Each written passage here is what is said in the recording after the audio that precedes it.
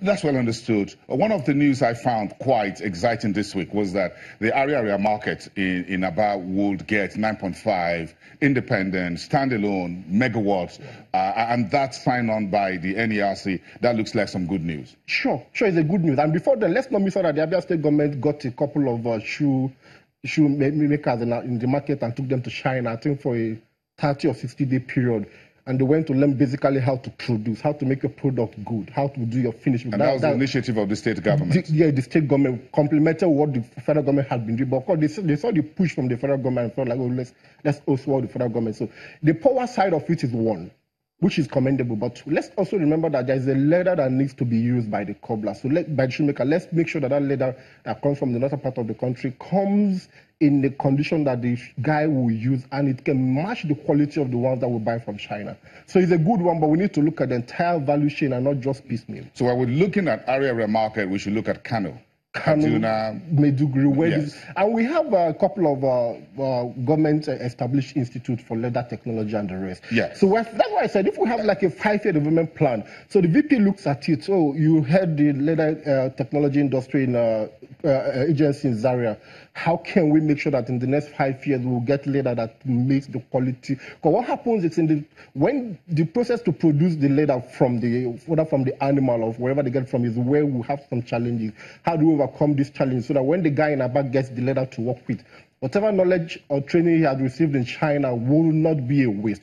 Because if I get a bad leather, whatever knowledge I have of production will not amount to anything. And let's get back to Empower. This is what the Vice President says yesterday in Edo State, of course, recapping that the Empower has 200,000 Empower graduates across the country today, and the federal government will be onboarding another 300,000 by the end of this month, which is June 2018. Then we'll bring the total to 500,000, and the VP says we want to maintain that number. We want to ensure that not only are you an Empower beneficiary, but you also have the right type of training, end of quote, from this press statement.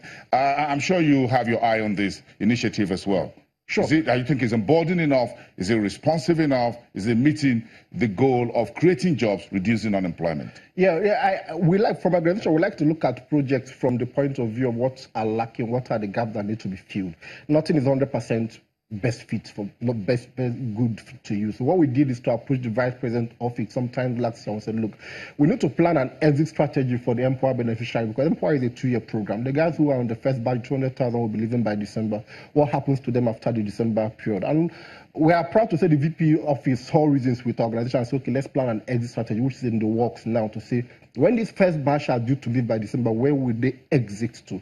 Then we begin to look at 200,000, which is in the second batch. What happens to them at the end of their 2-year engagement? Because if you look at Shopee, I tell you, a good number of the guys who participated on Shopee are on the street today looking for menial jobs to do. Because of the exit strategy? Exit strategy. So the VP office has acceded to that. In less than 2-3 weeks from now, there should be an event where they'll publicly present that.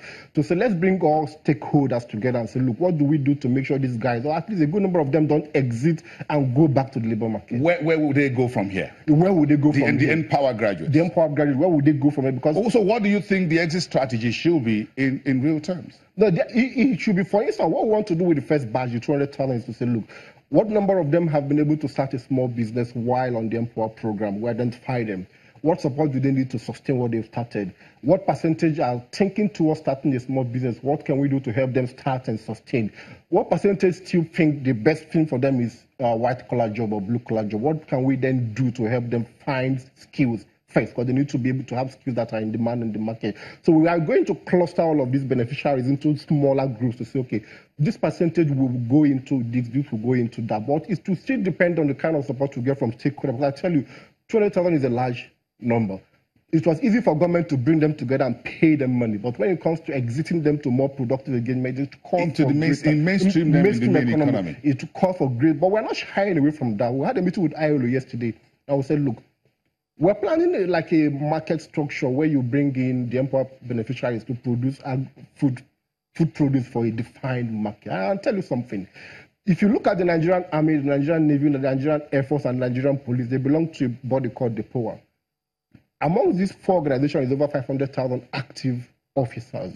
The average family size for a police or a military officer is 3 in a family. So you're looking at over 1 million persons that consume food on a daily basis. So we're asking government to incentivize a process that allows the empowered beneficiaries to produce food directly for this market. It's a closed market.